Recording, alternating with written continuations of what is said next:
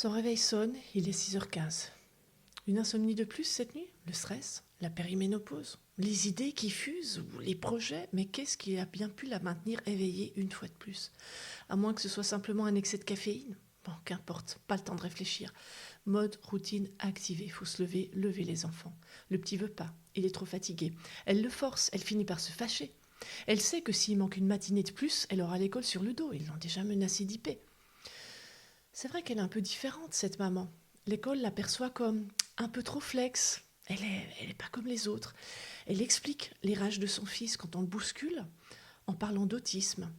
Et cette maman, elle décrit des difficultés pour son fils dans le contact sensoriel imprévu. Elle dit que c'est violent pour son gamin. Et elle demande à ce que son enfant puisse sortir de la classe avant ou après, mais pas pendant tout le groupe, pour éviter ces fameuses bousculades de sortie et d'entrée de classe. Et puis pour éviter du coup les réactions si vives de son enfant qui sont si critiquées. L'enseignante, elle en a 28.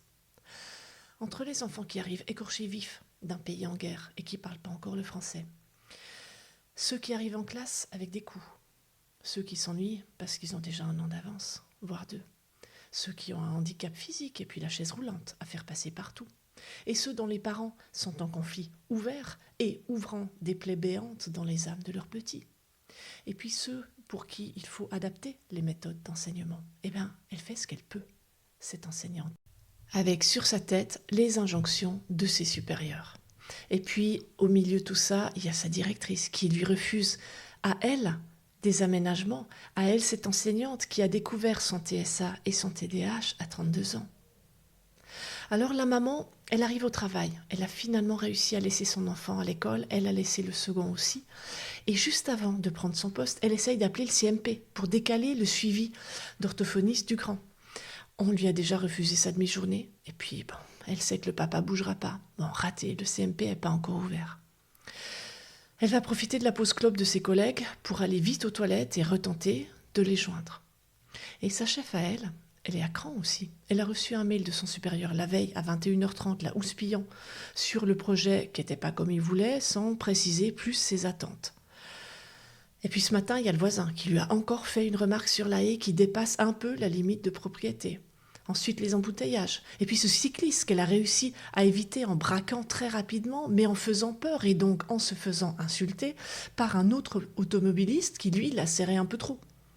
Alors, quand cette salariée, cette maman lui a demandé encore une fois une demi-journée de RTT, elle a dit stop. Non, franchement, il faut arrêter là. C'est pas à l'entreprise de s'adapter aux petits besoins de chacun.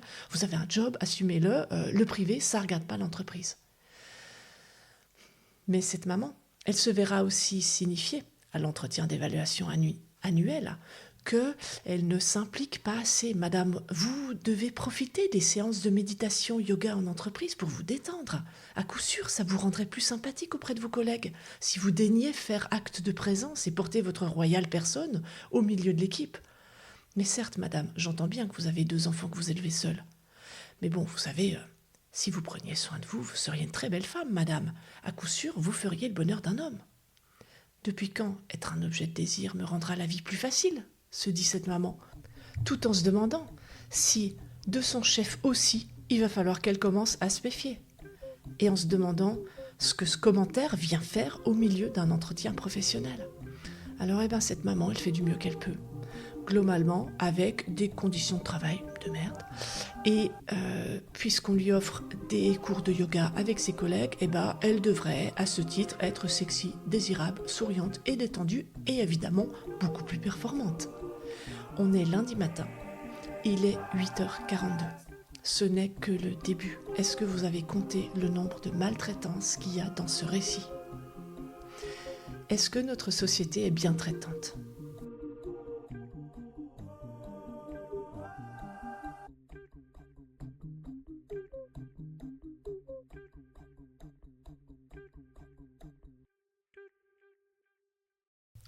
Bonjour, je suis Maya et dans ce podcast, au titre un peu provocateur, on essaye de décoder les troubles du spectre de l'autisme pour les non-autistes, mais aussi la réciproque. On essaye de lire ce monde pour mieux le comprendre quand on est autiste.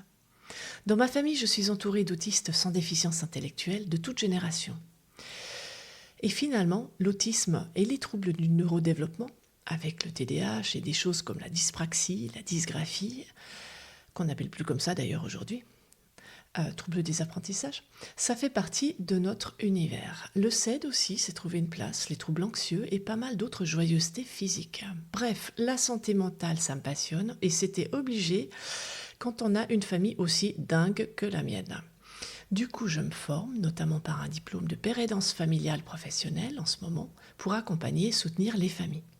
Et je travaille sur un programme de soutien et de réhabilitation pour les jeunes autistes 16-25 ans. Mais ça, je vous en parlerai plus tard. Allez, c'est parti. Parfois, et un petit peu à l'opposé pour contrebalancer le récit d'introduction, pour bien traiter les gens et ainsi contribuer à une société mieux traitante, c'est pas si compliqué. Donc, quelques exemples. En fin d'école primaire, j'envoyais parfois mon fils à l'école en vélo. Il avait 1,5 km. On avait fait le trajet ensemble plusieurs fois pour qu'il repère bien les petites rues, vérifier l'absence de voiture avant de passer, qu'il arrête de descendre en trombe en prenant ses virages beaucoup trop larges et qu'il comprenne que même que s'il y avait une voiture en face, elle ne le verrait pas à temps. Bref, on a essayé de joindre la sécurité à l'éducation, une dose de confiance aussi maternelle, il en a fallu. Je devais partir plus tôt, il avait sa liste de choses à faire et une alarme pour lui partir à temps. Il commençait à 9h30, ça fait quand même sacrément tard. Un jour, le directeur m'appelle. Il était 10h, il n'était pas arrivé. Alors vous imaginez que mon cœur de maman a manqué de s'arrêter ou de sortir de ma poitrine, au choix. Le directeur était prêt à monter sur le chemin en voiture pour voir s'il était dans un fossé, au mieux. On est en Catalogne, dans un petit village, c'est une toute petite école. Alors je lui ai dit d'attendre et je téléphone sur le fixe de la maison. Mon fils me répond, super détendu, qu'il n'avait pas vu l'heure. Donc il se met en route. Je préviens le directeur, moi j'étais furax. Et cet homme, Johan, cet enseignant de 55 ans, ne l'a pas grondé. Moi j'étais vraiment fâchée. Enfin j'étais mi-fâchée, mi-inquiète et ensuite fâchée de m'être fâchée. Oui, ça fait 3 moitiés parce que dans le cœur d'une maman, il y a de la place pour 3 moitiés, c'est comme ça. Donc Johan non seulement ne l'a pas grondé, mais il l'a félicité. En m'expliquant que pour un autiste de 10 ans, se responsabiliser le matin et venir à vélo, c'était super, et c'est ça qui compte, et que le retard, ça n'avait aucune importance. Et il a eu raison. D'ailleurs, mon fils s'en voulait déjà largement assez d'avoir zappé le départ, mais moi j'ai pris non pas une claque, mais une caresse de bienveillance, et ça fait un bien fou. Et puis, il y a aussi cette maman qui, après 2 ans de parcours de combattant pour identifier les TND chez sa fille, tombe sur une psychiatre qui lui dit « Pourquoi vous venez me voir, madame ?» après avoir reçu l'enfant pendant 20 minutes seule. Alors la maman, elle n'ose rien dire, habituée à des pros qui, quand elle parle de TND, lui répondent de façon très hautaine Vous êtes psy, madame ? Non ? Bon. Alors laissez les pros faire leur métier et poser des diagnostics, parce que c'est pas votre rôle. Laissez-nous faire notre travail. Mais cette psy-là, elle insistait, vous pensez à quelque chose, madame ? Alors la maman, elle n'osait pas répondre, elle était tellement habituée à prendre des claques. Bon, finalement, elle se détend un petit peu, elle ose intimide. J'avais vaguement suspecté un autisme, mais je ne suis pas pro, c'est vous, madame la professionnelle. Et en fait, la psy a hoché la tête avec un signe d'approbation, un petit sourire. Tout le monde s'est mis à respirer. Et le dialogue authentique, franc, ouvert, a pu commencer. La maman a pu enfin, librement, vraiment, simplement dire ce qu'elle constatait, ce que vit sa fille, sans avoir quelqu'un qui la maltraite en face. Il y a aussi ce couple de retraités qui venaient dans leur maison 6 mois par an, et puis entre-temps, la famille voisine a eu un chien, une espèce de truc qui saute partout avec un trop-plein d'énergie de fou. Et ce chien régulièrement sautait les barrières et allait courser les chats dans le terrain des voisins. Alors, quand le couple de retraités est arrivé à sa période habituelle, la famille craignait vraiment la réaction. Ils ont essayé d'anticiper, de s'excuser en disant « écoutez, on est vraiment désolé, on n'a pas encore réussi à éduquer notre jeune chien, on y travaille, mais pour l'instant, il saute encore, parfois il vient sur votre terrain. » Et le couple de retraités a ri. Fin de l'histoire, ils se sont marrés. Qui ne rêve pas de voisins pareils ? Et puis, je termine avec cet exemple. Il y a cette entreprise qui adapte les horaires à chaque salarié en fonction de ses besoins et de sa situation familiale, qui sur l'app calendrier interne donne la possibilité de mettre un soleil, un nuage ou un orage pour que chacun puisse signaler les jours où ça va, mais aussi les jours où ça ne va pas. Que ce soit pour une dispute, parce qu'on a nos règles, parce qu'on vit un deuil ou qu'on a mal dormi, simplement, sans justification. On peut signaler aux autres que là, c'est pas le bon jour. La personne sera certainement plus sensible ou moins performante. Et c'est OK, et c'est pas grave. Et cette autre entreprise qui a mis en place la cagnotte de congés menstruels, 10 jours par année et par salarié, et où les salariés qui ont des douleurs ou des empêchements parce qu'elles ont leurs règles et qu'elles ne sont pas bien, vont piocher un jour de congé sans avoir rien d'autre à justifier. Et vous, quels sont vos exemples de sociétés bien traitantes et maltraitantes aussi? Alors pourquoi est-ce que cette société est si maltraitante de façon structurelle? J'ai évidemment pas de réponse complète et globale à cette question, mais on va tenter quelques approches. On commence par les mots du docteur Rougemont-Beuking, psychiatre en Suisse, qui nous explique que rester bloqué sur un événement stressant, c'est un déficit de contextualisation et c'est significatif d'un stress post-traumatique. Que le cerveau, en fait, a du mal à réaliser que l'événement stressant qui mettait en jeu la vie n'a plus lieu. Et ce même docteur nous explique que notre société est comme restée bloquée sur la vision, et c'est super intéressant je trouve, de la nécessité de travailler pour manger et donc pour survivre. Et ça, c'est une croyance qui est très profondément ancrée et qui est violente. Le fait de ne pas avoir le droit à la nourriture et à la vie sociale si on ne travaille pas. C'est fou ça.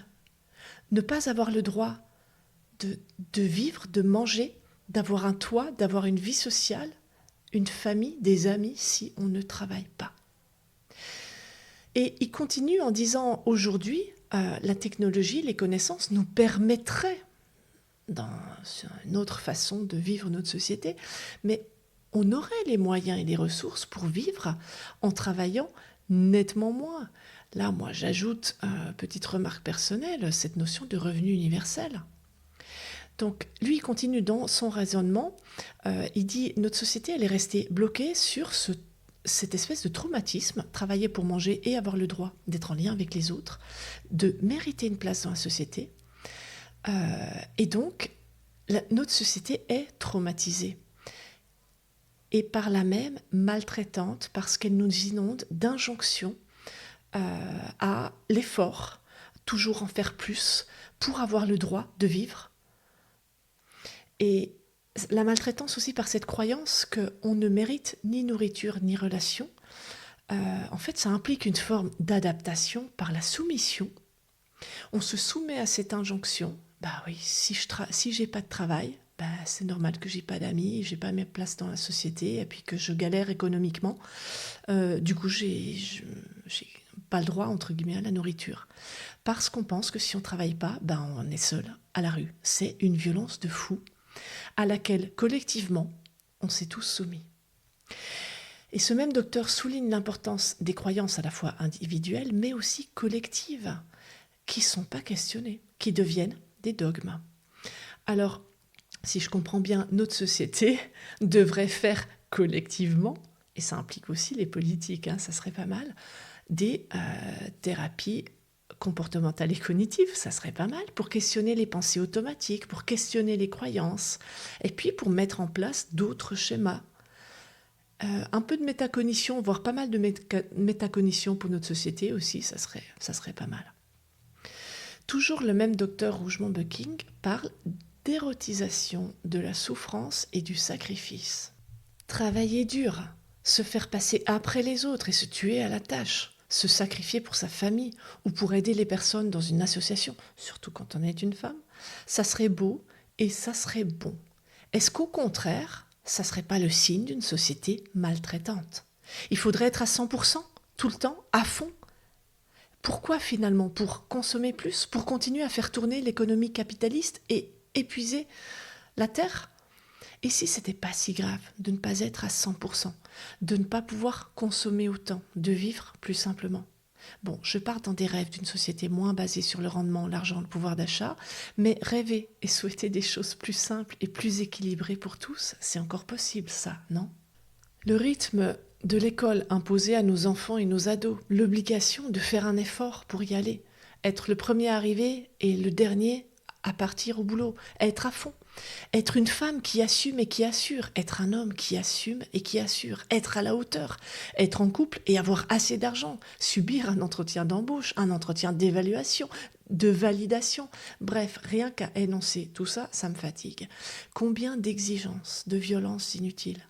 Pressuriser les soignants jusqu'au burn-out, réquisitionner par gendarmerie un médecin de campagne qui refuse, épuisé, de continuer à assurer des gardes le soir et le week-end et qui exige, qui demande ce médecin d'avoir ses temps de repos.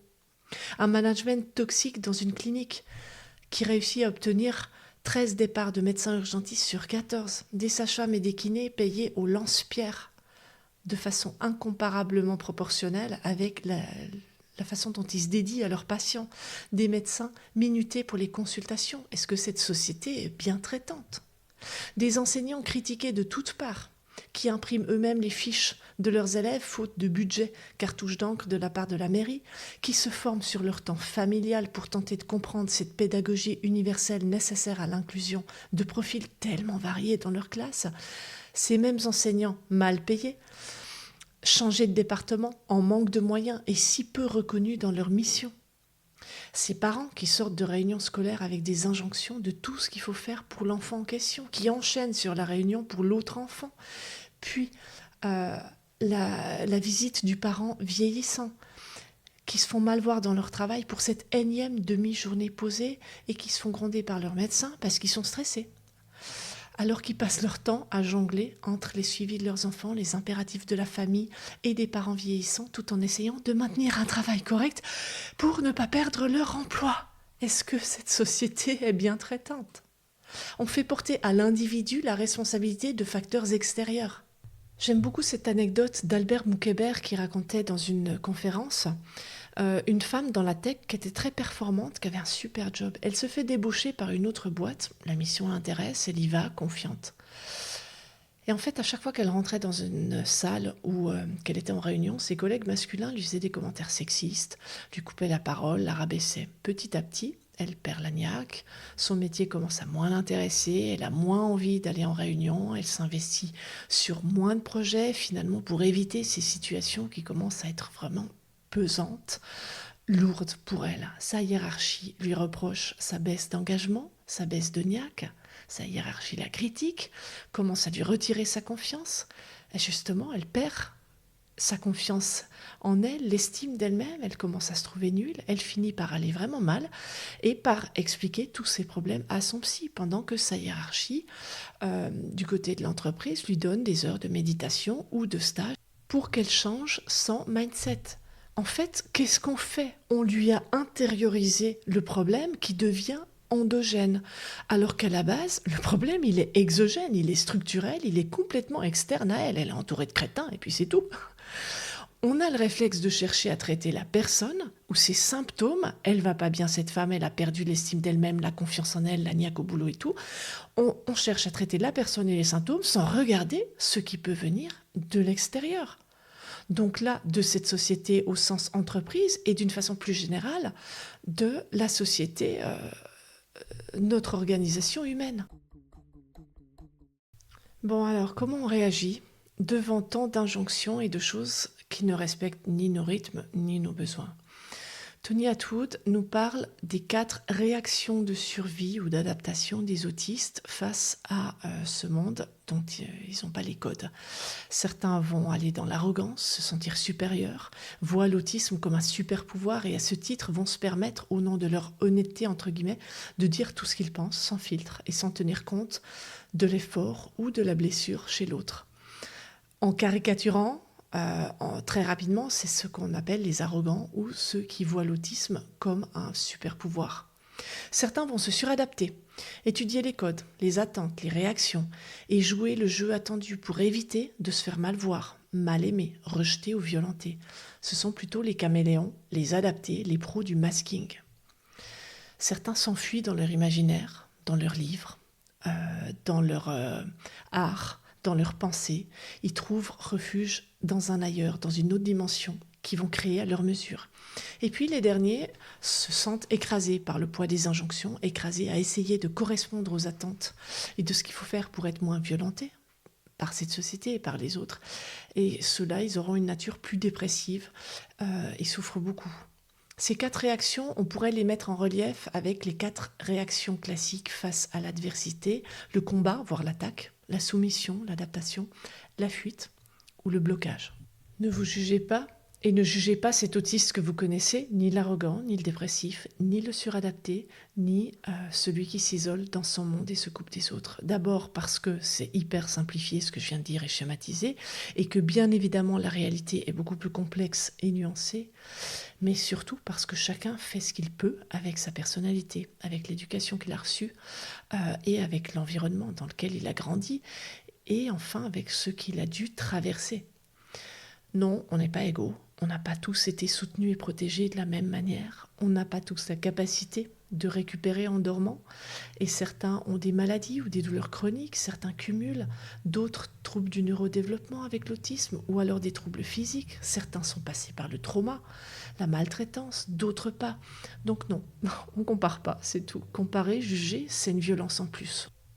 Et si vous voulez en parler avec d'autres personnes sur le spectre, il y a un groupe privé qui s'est monté autour du podcast. Vous m'envoyez un mail sur leschroniquesdemaya@gmail.com ou un MP sur les réseaux sociaux. Je vous donnerai le lien. Certains d'entre eux se retrouvent aussi une fois par semaine, le jeudi, pour échanger en live, sans caméra, dans un groupe d'échange. Voilà, donc ça se fait par écrit quand ils veulent, quand on veut. Et puis, il y a le live une fois par semaine.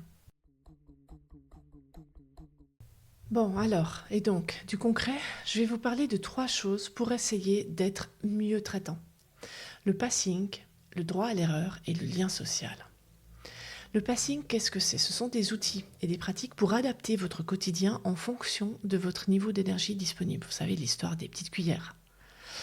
Le concept de passing, littéralement adapter son rythme, son allure, ça vient des sports d'endurance. C'est utilisé pour atteindre des objectifs en contrôlant la fatigue. Donc votre objectif, ça sera de ne pas dépasser votre nombre de cuillères ou votre niveau d'énergie quotidienne disponible. Il y a 2 notions pour ce passing. La première, c'est savoir s'arrêter dans une activité ou un impératif avant que vos douleurs ou votre niveau de fatigue ne soit trop importante. Ça peut être au niveau cognitif, émotionnel, sensoriel, mental, physique et tout ça. Donc avant d'atteindre le seuil qui va générer une crise, après, ou le lendemain, ou le surlendemain. Et puis la deuxième notion, c'est de trouver vos limites à ne pas dépasser, là aussi autant au niveau de votre fatigue cognitive, émotionnelle, sensorielle, qu'au niveau des douleurs physiques, si vous en avez, pour éviter les crises. Alors, comment faire ? Vous pouvez découper, évaluer le temps que vous arrivez à donner dans une activité et évaluer le temps de repos. Découper, il s'agit de fractionner vos activités physiques ou mentales en faisant régulièrement des pauses. Évaluer le temps que vous pouvez dédier à une activité. Donc petit à petit, avec la pratique, vous arrivez à dire, si je jardine 30 minutes, c'est bien, mais dès que je dépasse 30 minutes ou que je dépasse 2 heures, ou voilà, après j'ai des douleurs, après j'ai du mal à m'en remettre. Donc avec la pratique, vous pouvez noter et puis vous allez savoir, selon l'activité, ou faire les courses dans un petit supermarché, quand j'ai 20 produits achetés, ça va. Si je dois faire les grosses courses, j'ai besoin de me faire aider, ou je ne vais pas pouvoir après faire le 2e supermarché. Donc ça, petit à petit, vous évaluez. Donc la 3e chose, c'est évaluer le temps de repos nécessaire. Après le jardinage, j'ai besoin d'une après-midi de repos. Après les courses, j'ai besoin de me poser en regardant une série, en écoutant de la musique ou d'aller marcher avec mon chien. Petit à petit, vous notez tout ça en fait. Vous pouvez vous faire un journal de passing pour ces notions, pour apprendre aussi à vous connaître et savoir jusqu'où vous pouvez aller.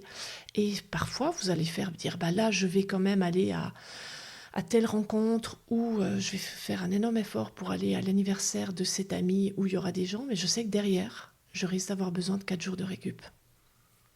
Finalement, cette notion de temps de récupération, ça fait partie en sport de la performance. On l'intègre complètement, la récup, dans la notion de performance. Alors pourquoi pas dans la gestion de notre quotidien, y compris pour nos enfants à l'école, au collège, en études. Intégrer cette notion de récupération, période d'examen, derrière, il va pas falloir partir en vacances directes parce que préparer les bagages et le voyage, ça va être beaucoup trop. Ou alors là, il y a une sortie scolaire, on sait que derrière, il y aura de la récup. Mais derrière, il y a des examens, il ne peut pas y couper. Est-ce que c'est vraiment nécessaire qu'il aille à la sortie scolaire, sachant que il va pas pouvoir faire les examens. Donc est-ce que, tant pis pour la sortie, mais on privilégie les examens. Donc intégrer cette notion de récupération, y compris pour les repas en famille, les rencontres avec belle-maman et compagnie, à la maison, par rapport au ménage, les activités qu'on a à faire à la maison, au quotidien, en fait, tout simplement, évidemment au travail si on peut. Parce que parfois on va être moins efficace, on va être plus lent, on a besoin de temps de créativité aussi, de temps de disponibilité mentale, de temps de repos, d'échange, de temps de pause. Ça va dépendre de chaque personne. Pour d'autres, ça va être du temps pour penser, pour digérer ou classer les infos, ou simplement pour souffler. Il faut apprendre à se ficher la paix. Et pour se poser, certains vont se dédier à leurs intérêts spécifiques, à leur passion du moment. D'autres vont aller marcher, faire du sport, lire, regarder une série, jouer à un jeu vidéo. Il paraît même que tout ça, ça apporte autant de bienfaits que la méditation, si vous n'êtes pas des grands adeptes de la méditation. Donc allez-y, faites-vous du bien. On a parlé du passing, maintenant j'avais très à cœur aussi de vous parler du droit à l'erreur. Savoir en famille, entre amis, dans un groupe, en couple, dans les études, au travail, en expliquant sa vie chez un professionnel de santé, qu'on a le droit de se tromper et que pour autant on ne va pas être jugé, ni brûlé vif, ni moqué, ni regardé de travers.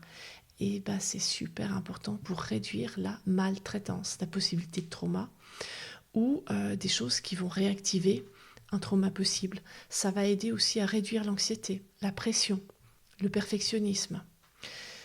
Et en fait, pour pouvoir être avec l'autre et s'exprimer, être soi-même et s'exprimer avec un véritable droit à l'erreur, on a besoin de 3 choses, de sécurité, d'ouverture et de confiance. La sécurité, quand on est dans un espace relationnel où on n'a pas de sécurité, on va vivre des choses du style « si tu parles, je vais te faire mal. Si tu l'ouvres, tu le regretteras. » Oui, mais si tu dis ce que tu as sur le cœur, je me moquerai de toi. C'est pas forcément exprimé, ça peut être vécu, expérimenté. Quelque chose aussi qui n'est pas cet espace de parole sécure, c'est on sait qu'à partir du moment où on dit ce qu'on a sur le cœur, l'autre personne va nous regarder complètement, va complètement changer de regard sur nous.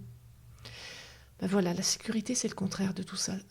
C'est un espace de parole où on peut être soi, dire authentiquement ce qu'on a sur le cœur sans que ça nous soit reproché. Tout ce que vous direz sera retenu contre vous. Ça, c'est pas sécure du tout. Ensuite, l'ouverture. L'ouverture, c'est la place à la différence.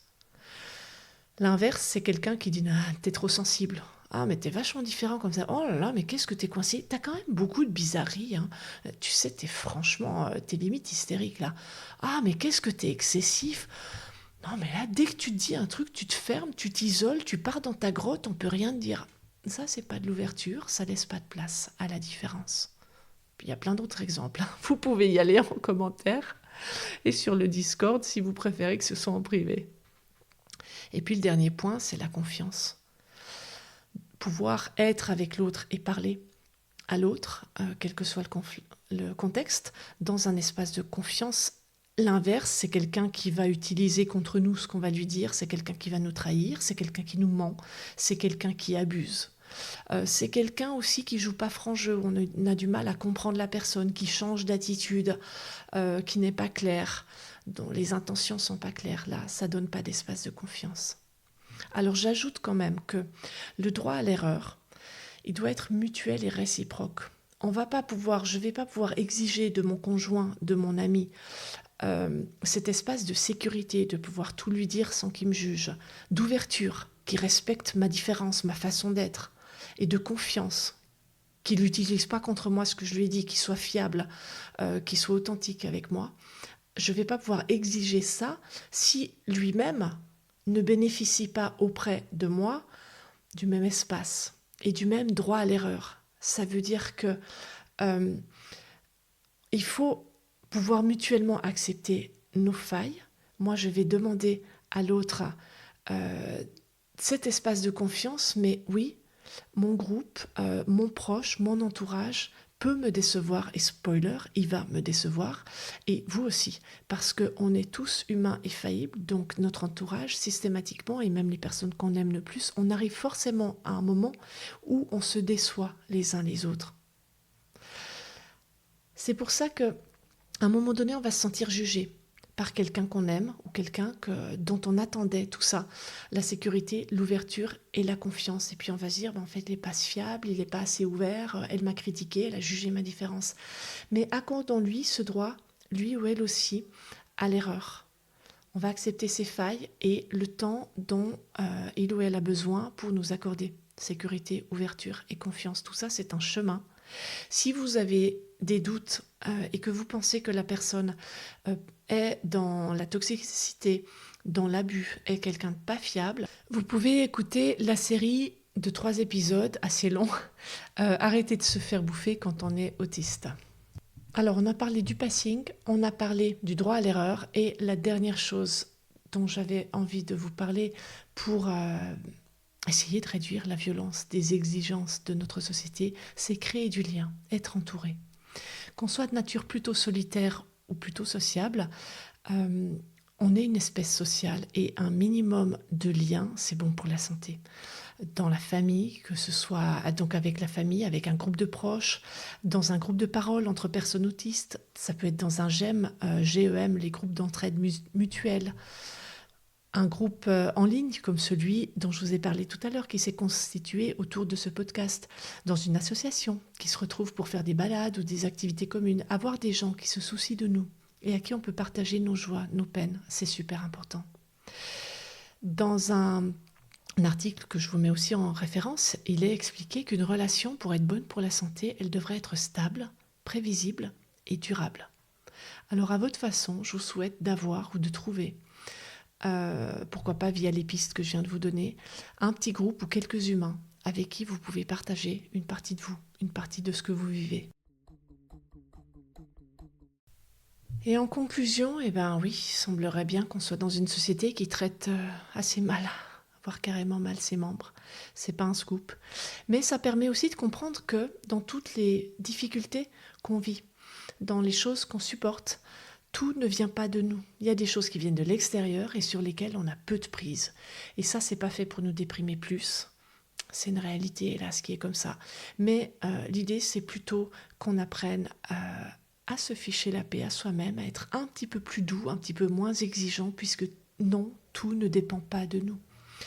Votre autisme, votre anxiété, vos douleurs chroniques, vos difficultés à entrer en relation ou à maintenir des relations, vos soucis au travail, non, tout n'est pas de votre faute.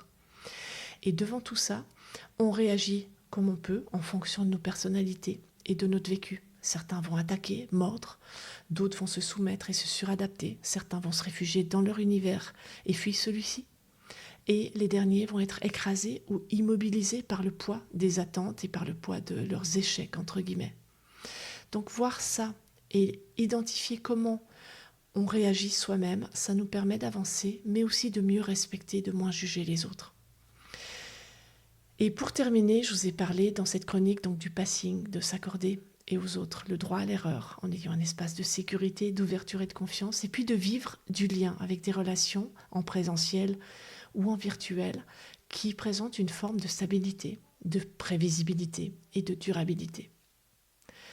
Et je termine en vous disant une fois de plus, merci, un grand merci d'être là, merci d'écouter, de suivre et de soutenir ce podcast. Merci pour vos mots, pour vos étoiles, pour vos messages, pour vos avis et vos commentaires.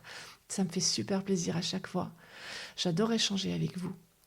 Et je vous dis aussi, si vous ne l'avez pas encore vu passer, que, à mon avis, vous avez déjà vu ça, du 15 au 21 mars aura lieu un événement énorme dans le monde du podcast, c'est le Podcaston. L'an dernier, il y avait 400 podcasts qui y ont participé. Cette année, ça s'est ouvert depuis le Canada, d'où vient l'initiative, le Canada francophone, au monde entier. Et on est près de 1600 podcasts. Donc c'est un événement de fou. Chacun d'entre nous, chaque podcasteur parlera d'une association qui vous fera découvrir.